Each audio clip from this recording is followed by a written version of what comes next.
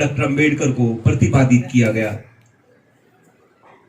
बाबा साहब बोधिसत्व बन चुके थे और महापंडित राहुल शंकरदयाल उस स्टेज का संचालन कर रहे थे नेपाल की राजधानी काठमांडू में, राजा महेंद्र के उस महान परिसर में।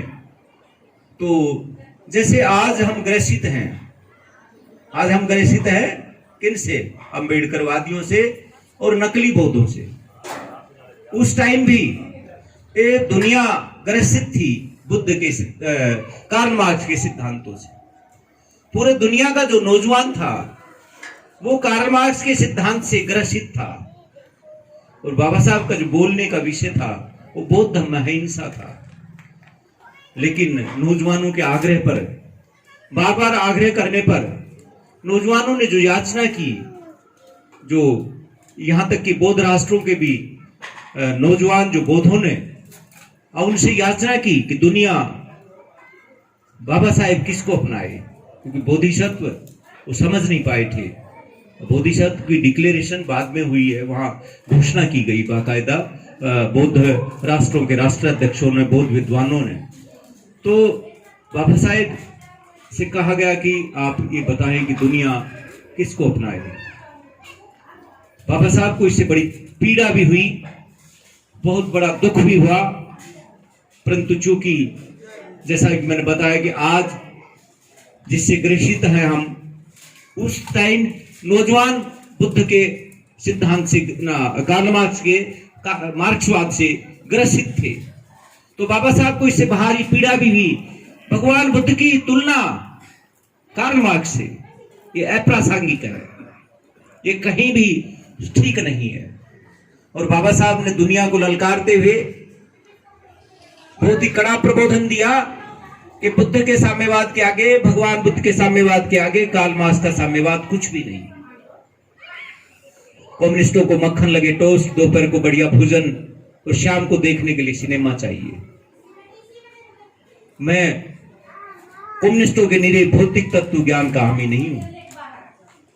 मानव शरीर के साथ मन भी है और मन को पवित्र तथा सुसंस्कृत बनाए रखने के लिए धर्म की आवश्यकता है। सच्चा धर्म वही है जो सबके लिए कल्याणकारी। सच्चा धर्म क्यों होता है? जो सबके लिए कल्याणकारी। तो बाबा साहब डॉक्टर अंबेडकर ने कहा, बौद्ध धर्म से महान कल्याणकारी इस धरती पर कोई भी धर्म नहीं है। बौद्ध धर्म समता, स्वतंत्रता और बंधुता की शिक्षा देता है। बौद्ध धर्म न्याय पर आधारित है। भिक्षु संघ कितना लोकतांत्रिक था, इस दुनिया में सबसे महान लोकतंत्र था। जो हमारा पुराना जो संघ था वो दुनिया का सबसे महान लोकतंत्र था। उसमें राजा को स्वयं को अधिकार नहीं थे, संघ निर्णय लेता था।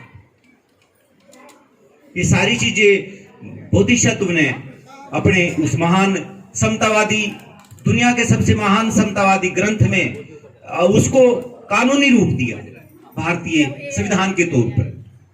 आप लोगों को जानकर मित्रों बहुत खुशी होगी कि बाबा साहब डॉक्टर अंबेडकर संसार के सर्वश्रेष्ठ संविधान निर्माता थे। ये जो भारत का संविधान है ना, दुनिया का सबसे अच्छा संविधान था।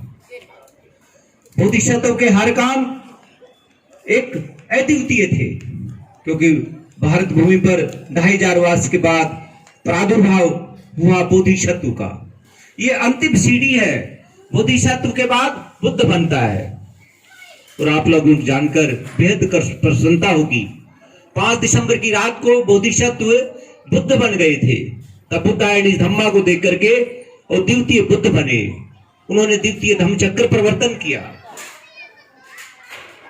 वो संबोधि को प्राप्त कर गए थे और उसके बाद उनके लिए कुछ भी बचा नहीं था। जो बुद्धायनी धम्मा का लोकार्पण करके वो संबोधि को प्राप्त हुए, वो सम्यक संबुद्ध हुए। मैं ये कहता हूं द्वितीय सम्यक संबुद्ध हुए, क्योंकि जो 27 बुद्ध पुरुष हुए वो 38वें द्वितीय सम्यक संबुद्ध हुए, क्योंकि जो 27 बुद्ध पुरुष हुए सिंधु घाटी और मोहनजोदड़ो की सभ्यताओं में या पूर्व में जो बुद्ध हुए वो सम्यक संबुद्ध नहीं हुए। उनका जो शिक्षाएं थी, उनका जो ज्ञान था, वो उन्हीं के प्रदेशों तक सीमित रहा। पहले सम्यक संबुद्ध भगवान बुद्ध बने तो द्वितीय सम्यक संबुद्ध बाबा साहब हुए। ब्रह्मांड में दोनों ही विश्ववंदनीय हैं। और तीसरे धम्मक राजा महान सम्राट अशोक है, जिन्होंने अपने बेटे महेंद्र और बेटी संमित्रा को ही धम्म के लिए दान कर दिया। धम्मक राजा, कल्याणकारी राजा, ऐसा महान राजा भी इस धरती पर नहीं हुआ। और दो कल्याणकारी माँ हुई है, माता यशोधरा और माता रमाबाई। माता यशोधरा ने विश्व कल्याण के लिए और माता रमाबाई ने विश्व कल्याण के लिए दोनों ही बुद्धों का धूप छाया की तरह सहयोग किया। बुद्ध कपिल वस्तु पहुंचे राजमहल के द्वार। पत्नी यशोधरा धन्य हुई, किया खूब आदर सत्कार। बुद्ध ने जब भिक्षा मांगी, दिया पुत्र भिक्षा में दान। एक पुत्र ही बचा था, वो भी दान कर दिया। अब सोच के देखे, ये बौद्ध धम्म है, ये कितना महान धम्म है। पिता अपने पुत्र के पैरों में गिरता है। क्या होती है बहू